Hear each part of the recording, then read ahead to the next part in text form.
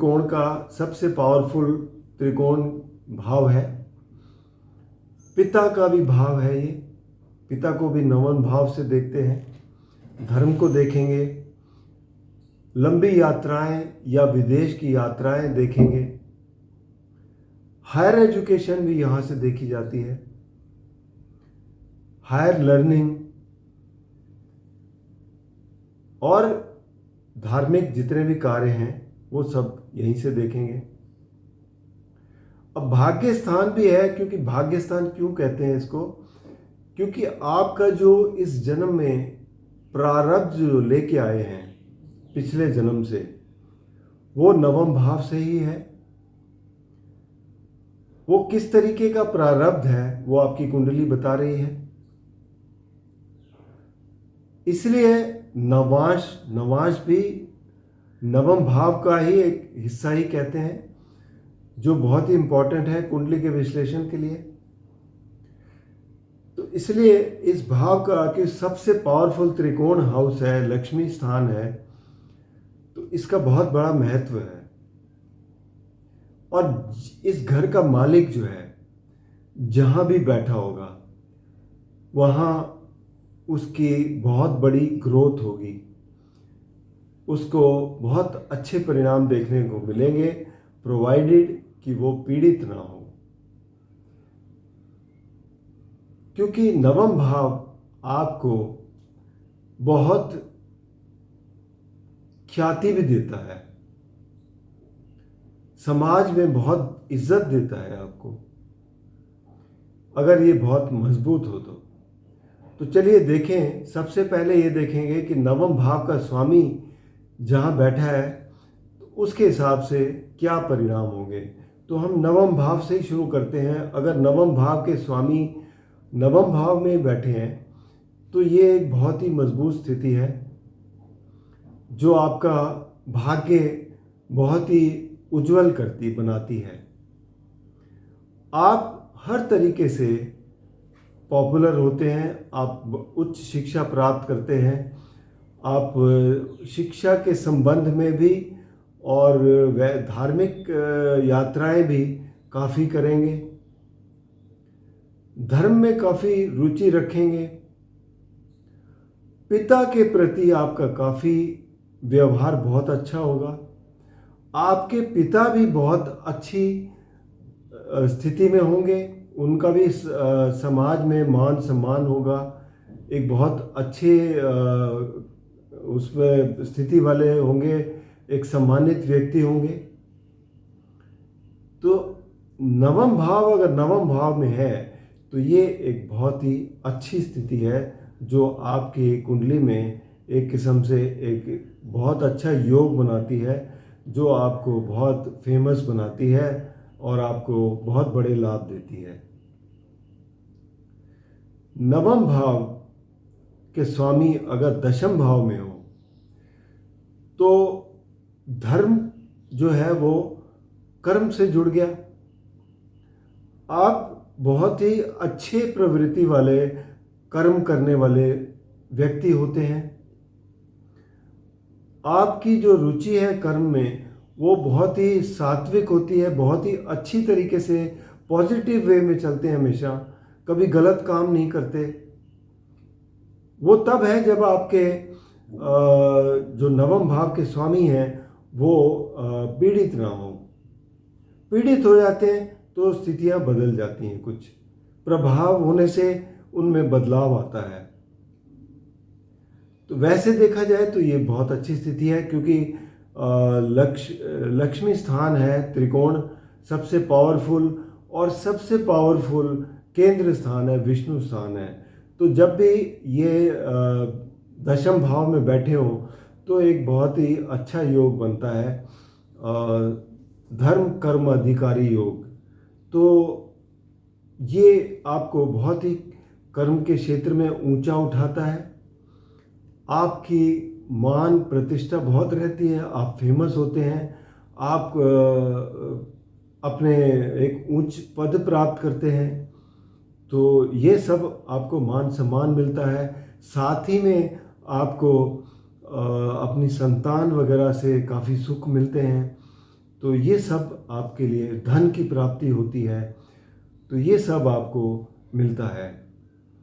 अब देखेंगे कि नवम भाव के स्वामी अगर तीसरे स्थान में यानी कि एकादश भाव में बैठे हों तो वहाँ पर क्या स्थिति रहेगी।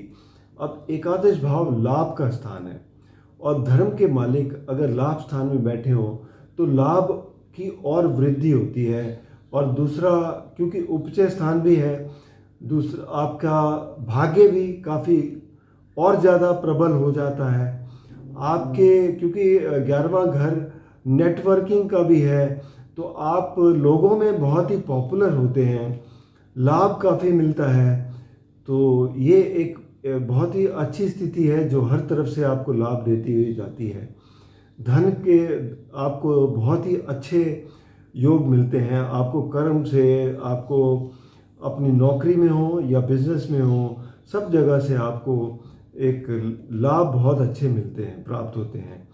तो ये स्थिति आपकी अच्छी है और पुरुषार्थ भी जो आप करते हैं वो उसमें भी आपको भाग्य का साथ मिलता है।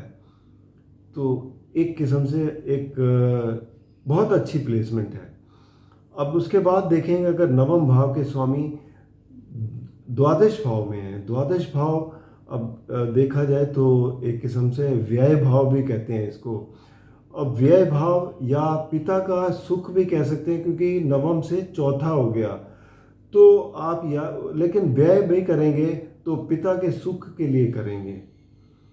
तो या आप चैरिटी में भी कर सकते हैं व्यय, जैसे आप हॉस्पिटल में कुछ व्यय करते हैं, किसी मंदिर या किसी चैरिटेबल इंस्टीट्यूशन में दान देते हैं, तो वो भी एक किस्म से आपका हो गया धार्मिक, वो हो गया। धार्मिक यात्राओं पे जा सकते हैं, विदेश जा सकते हैं पढ़ने के लिए, ये सब बताता है अगर आपका नवम भाव का स्वामी द्वादश भाव में बैठा है। और विदेश से जुड़ा कोई भी काम करते हैं उसमें आपको लाभ मिलता है बहुत। तो ये ऐसी स्थिति बनती है। इसके अलावा अगर नवम भाव के स्वामी लग्न में बैठे हों तो लग्न क्या है, लग्न आप स्वयं हैं, वो भी एक त्रिकोण स्थान भी है, केंद्र स्थान भी है। तो लक्ष्मी और विष्णु दोनों ही यहाँ पर जब मिल जाते हैं तो आपकी पर्सनैलिटी में चार चांद लग जाते हैं। आपकी स्थिति जो, आपका भाग्य बहुत मजबूत हो जाता है, आपके हर काम जो है बहुत ही तेज़ी से होते हैं। आपके आप यही कह सकते हैं कि आप बहुत ही भाग्यशाली हैं, एक उच्च परिवार में पैदा होते हैं, आपका परिवार काफ़ी अच्छा बड़ा होता है और मान सम्मान होता है आपका। तो ये पर्सनैलिटी आपकी ओवरऑल बहुत ही अच्छी गिनी जाती है, समाज में एक आप प्रतिष्ठित व्यक्ति होते हैं। तो ये स्थिति बहुत ही अच्छी है, स्वास्थ्य बहुत अच्छा रहता है आपका। बस यही शर्त है कि उसमें कि किसी क्रूर ग्रह से जो मेलेफिक हो उस कुंडली के लिए, उससे प्रभावित ना हो, तो आपके लिए ये बहुत ही अच्छा योग बनाता है। अगर नवम भाव का स्वामी दूसरे घर में बैठ जाए, दूसरा घर क्या है, यहाँ से नवम से तो छठा घर बनता है, लेकिन दूसरा घर आपकी कुंडली का परिवार का है, आपकी वाणी का है, आपके भोजन का है, फेस वगैरह आपका यहीं से देखेंगे, और धन का है, संचित धन का है। तो इन सब चीज़ों में आपको वृद्धि मिलेगी, आपकी वाणी बहुत अच्छी होगी, आप धन अच्छा संचित कर पाएंगे, परिवार आपका धनी होगा, बहुत अच्छा विकसित परिवार होगा, और आपका जो है आपका फेस जो है बहुत ही उससे आपको बहुत ही भाग्यशाली दिखाई देंगे। आप लोगों को बहुत प्रभावित कर पाएंगे अपने फेस से, अपनी बोली से लोगों को बहुत प्रभावित कर रहे हैं कि लोग आपको सुनना चाहेंगे। तो ये एक बहुत अच्छी स्थिति बनती है। तो ये भी बहुत अच्छी स्थिति है। नवम भाव के स्वामी अगर तीसरे घर में हो, तीसरा घर एक किस्म से सातवां घर हो गया, तो एक किस्म से पिता का मारक स्थान भी हो गया। लेकिन देखा जाए तो अगर दृष्टि भी पड़ती है, नवम भाव अपनी भाव को, नवम भाव को मजबूती भी मिलती है अगर स्वयं बैठे हैं, क्योंकि सप्तम भाव पे सभी ग्रहों की दृष्टि पड़ती है। और सप्तम भाव में बैठकर किसी सौम्य ग्रह की दृष्टि पड़ रही है उस ग्रह पर, नवम भाव के स्वामी पर, तो ये एक बहुत अच्छा योग होता है जो आपको अपने पुरुषार्थ में काफ़ी मदद करता है।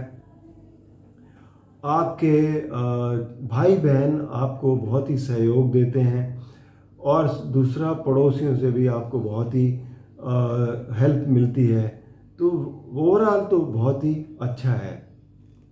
इसके अलावा अब बात करेंगे नवम भाव अगर चौथे घर में हो। चौथा घर वैसे तो देखा जाए आठवां पड़ता है, भाग्य स्थान से आठवां घर, लेकिन क्योंकि एक केंद्र स्थान है, आपकी कुंडली का चौथा स्थान है, सुख स्थान है, तो सुख में क्योंकि नवम भाव हर जगह जहाँ भी जाएगा वृद्धि करेगा, तो केंद्र स्थान होते हुए आपके सुख में वृद्धि करेगा, आपकी माता को सुख देगा। और दूसरा, आप जो बच्चे स्कूल में पढ़ते हैं उनको बहुत अच्छे परिणाम देखने को मिलेंगे। प्रॉपर्टी वगैरह में आपका काफ़ी अच्छा योगदान होगा प्रॉपर्टी बनाने में। तो इस तरीके के आपको ये परिणाम मिलेंगे, और घर में अंदर सुख शांति रहेगी, और आप काफ़ी कुछ ना कुछ फंक्शंस वगैरह करते रहेंगे, घर में रेनोवेशन वगैरह करेंगे, तो ओवरऑल एक बहुत अच्छी स्थिति का निर्माण होता है यहाँ पर। एक चीज़ ज़रूर है कि क्योंकि यहाँ से आठवां घर बनता है, तो आप हो सकता है कि आप बाहर विदेश में सेटल हों, ऐसी भी परिस्थिति बन सकती है। पढ़ने के लिए विदेश जाएं, ऐसी भी परिस्थिति हो सकती है। स्कूल एजुकेशन आप विदेश में जाके करें, तो इस तरीके के आपको ये मिलते हैं परिणाम। अब देखें कि नवम भाव पंचम में अगर बैठे हो तो नवम से नवम हो गया, तो भाग्य से भाग्य स्थान में हो गया, तो ये एक बहुत अच्छा योग है।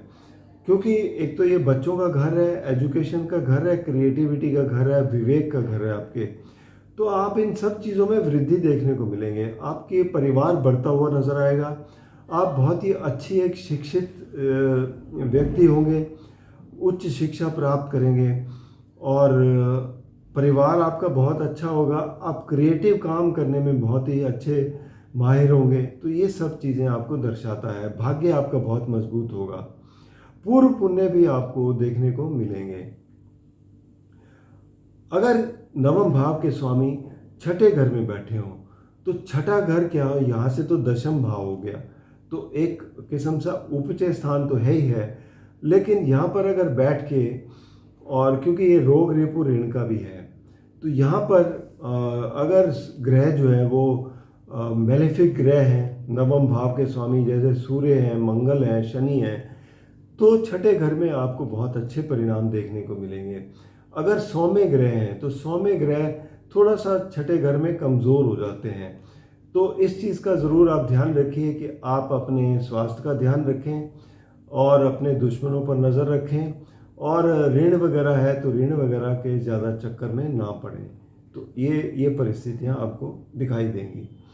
इसके अलावा नवम भाव के स्वामी अगर सप्तम भाव में बैठे हों, तो अपने से एकादश स्थान में हो गया, तो भाग्य की वृद्धि हो गई, लाभ हो गया भाग्य से। तो ये सप्तम भाव आपके लिए बहुत अच्छा है, क्योंकि ये दशम से दशम भाव भी होता है। कार्य क्षेत्र में आपको बहुत बड़े लाभ मिलते हुए नजर आएंगे। अगर आप बिजनेस करते हैं या नौकरी करते हैं, दोनों में आपको बहुत अच्छे परिस्थिति मिलेगी। आपके जो ये रिश्तों का घर है, रिश्ते आपके बहुत मजबूत होंगे, और आपके जो पार्टनरशिप वगैरह करते हैं, तो पार्टनरशिप में आपको बहुत अच्छी स्थिति देखने को मिलेगी, आप उसमें काफ़ी प्रोग्रेस करेंगे। तो ओवरऑल स्थिति आपकी बहुत अच्छी है, प्रोवाइडेड कि आपका ये जो है ग्रह जो है वो पीड़ित ना हो। अब देखेंगे कि नवम भाव अपने से आठवें घर में, 12वें घर में है, यानी कि 8वें घर में है कुंडली के, तो ये स्थिति कमज़ोर है, बहुत कमज़ोर है, आपका भाग्य कमज़ोर कर रही है।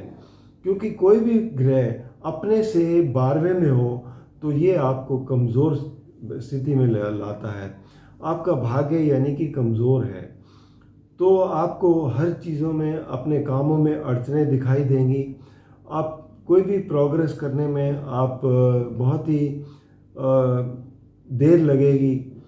आप मेहनत ज़्यादा करेंगे लेकिन परिणाम आपको बहुत कम मिलेंगे। तो इस तरीके की परिस्थितियां आपको देखने को मिलेंगी।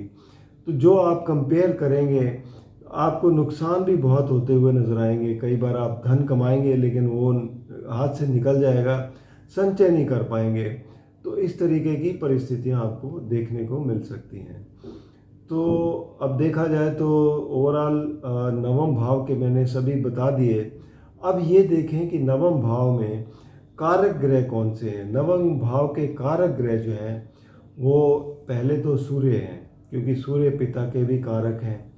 और सूर्य वैसे भी देखा जाए तो पिता के भी तो कारक हैं ही हैं, और नवम भाव के भी कारक बनते हैं। गुरु भी नवम भाव के कारक ग्रह हैं, क्योंकि धर्म से जुड़े हुए हैं और धार्मिक ग्रह गुरु ही हैं। तो ये दोनों ग्रह जो हैं इस कारक ग्रह से जुड़े हुए हैं। तो अगर इन दोनों ग्रहों की पोजीशन बहुत अच्छी है तो आपके लिए जो है नवम भाव के रिजल्ट भी काफ़ी अच्छे मिलेंगे। इसके अलावा अब देखें कोई और ग्रह जो बैठे हैं, मान लिए यहाँ पर अगर मंगल बैठे हैं तो आप जो धार्मिक कार्यों में बहुत एग्रेसिव होंगे, क्योंकि मंगल जो है हर चीज़ में एग्रेसिव होता है। और मंगल अगर यहाँ बैठा है और ख़ास करके मेष राशि में अपनी मूल त्रिकोण राशि में बैठा है तो आप बहुत ही एग्रेसिव होकर धार्मिक कार्यों में हिस्सा लेंगे। यात्राएं भी करेंगे, उसमें भी आप बहुत ही कामयाबी हासिल करेंगे। और आप विदेश यात्राएं भी काफ़ी अच्छी कर सकते हैं। भाग्य भी आपका बहुत ही मजबूत होगा और आप बहुत अच्छे कार्य करते हुए नजर आएंगे। अगर यहाँ पर शनि देव बैठे हों, अब शनि देव बैठे हो तो शनि थोड़ा सा स्लो ग्रह हैं, तो भाग्य से आपको सहायता तो मिलेगी लेकिन थोड़ी प्रोग्रेस स्लो होगी। तो लेकिन धीमे धीमे सहजता से आप आगे ज़रूर बढ़ते हुए नज़र आएंगे। और अपने कर्म जो हैं वो ऐसे करेंगे कि जैसे बिल्कुल कोई भी आप गलत काम नहीं करेंगे, क्योंकि शनिदेव कर्म जो है वो ऐसे ही उस पर अंकुश लगाते हैं अगर वो पीड़ित ना हो। तो अगर यहाँ पर सूर्य बैठे हुए स्वयं, तो कारक ग्रह कहते हैं सूर्य अगर वहीं पे बैठे हो तो कारक ग्रह अपने जिस घर में कारक होते हैं उसमें अच्छे नहीं कहे जाते। तो हो सकता है कहीं ना कहीं पिता को स्वास्थ्य में प्रॉब्लम दे सकते हैं। लेकिन वैसे देखा जाए सूर्य अगर 9th हाउस में बैठे हो तो पिता को भी और आपको भी ये ख्याति बहुत देते हैं, आपको प्रसिद्धि बहुत देते हैं। तो ये परिस्थिति बनती है। इसके अलावा अगर यहाँ पर राहु बैठे हो और राहु अगर एफ्लिक्टेड नहीं है तो आपकी धर्म में तो उतनी रुचि नहीं रहेगी, लेकिन आपकी जो यात्राएं हैं वो आप काफ़ी करेंगे और वो सक्सेसफुल भी रहेंगी। दूसरा, आप अगर उच्च शिक्षा में हैं तो उच्च शिक्षा में भी आपकी जो एम्बिशंस हैं वो पूरा करते हैं, क्योंकि राहु आपकी एम्बिशंस पूरी करते हैं और आप अच्छे व्यक्तित्व वाले लोग होते हैं। यहाँ पर अगर केतु बैठे हो तो आप धार्मिक आपकी स्थिति काफ़ी अच्छी होगी। आप धर्म की ओर ज़्यादा रहेंगे, स्पिरिचुअलिटी की तरफ ज़्यादा ध्यान देंगे। आपका जो है हालांकि पिता की तरफ उतना ज़्यादा वो नहीं रहेगा ध्यान, क्योंकि डिटैचमेंट करते हैं यहाँ से, लेकिन फिर भी आपको धार्मिक ज़्यादा बनाते हैं। और अब यहाँ पर अगर गुरु बैठे हो स्वयं, तो गुरु की दृष्टि आपकी लग्न पर भी रहेगी, पंचम भाव पर भी रहेगी, जो आपके लिए बहुत ही अच्छी साबित होती है और आपको हर फील्ड में ग्रोथ देती है। तो गुरु की उपस्थिति यहाँ पर काफ़ी अच्छी मानी जाती है। इसके अलावा अगर यहाँ शुक्र बैठे हों तो शुक्र भी जो ग्रह ऐसे हैं भोग विलास के ग्रह हैं। नवम भाव में उनकी स्थिति अच्छी नहीं कही जाती, जो आपको धर्म से दूर करते हैं। लेकिन ओवरऑल क्योंकि सौम्य ग्रह हैं और अगर दूषित नहीं है तो अच्छे ही रिजल्ट देंगे। इसके अलावा चंद्र बैठे हों अगर, तो चंद्र भी जो है आपको लंबी यात्राएं देते हैं, आपको अच्छी शिक्षा देते हैं, खाने पीने में आप काफ़ी इंटरेस्टेड होते हैं और पिता से भी आपको काफ़ी प्रेम मिलता है, काफ़ी केयर मिलती है। तो इस तरीके के आपको परिणाम देखने को मिलते हैं। अगर यहाँ पर बुध बैठे हों तो बुध ग्रह जो है उच्च शिक्षा आपको अच्छी देंगे, और बाकी धर्म की तरफ जो है थोड़ा सा हो सकता है आप मिले जुले ख्याल वाले लोग हों, बहुत ज़्यादा ट्रेडिशनल ना हों, लेकिन इंटेलिजेंट आप काफ़ी होंगे। आपकी बुद्धि काफ़ी अच्छी एक किस्म से काम करेगी, और आप अपनी युक्ति से काफ़ी आगे बढ़ते हुए नज़र आएंगे। तो ये एक बहुत अच्छी स्थिति है जो आपको शिक्षा अच्छी देगी। आप बहुत ही इंटेलिजेंट किस्म के लोग होंगे और अपनी युक्ति से आगे बढ़ते हुए नजर आएंगे। तो मैंने आपको ये भी बता दिया कि कौन से ग्रह कब यहाँ पे होते हैं, लेकिन प्रोवाइडेड जो ग्रहों को मैंने बताया है, परिणाम जो है वो तब अच्छे आएंगे अगर यहाँ पर बैठकर वो कंबस्ट ना हो, और दूसरा नीच राशि में ना हो। तो ये कंडीशंस हैं, और किसी दूसरे मैलेफिक ग्रह से पीड़ित ना हो, तो उसके हिसाब से परिणाम जो है वो बदल जाते हैं। तो ये थी पूरी व्याख्या नवम भाव की। तो उम्मीद है कि इससे आपको लाभ मिलेगा, और बाकी व्यक्तिगत रूप में अगर आपको कोई भी प्रश्न पूछना है तो आप कमेंट बॉक्स में दे सकते हैं, या फिर नीचे दिए गए नंबर पर संपर्क करके अपनी कुंडली का विश्लेषण भी करवा सकते हैं। धन्यवाद।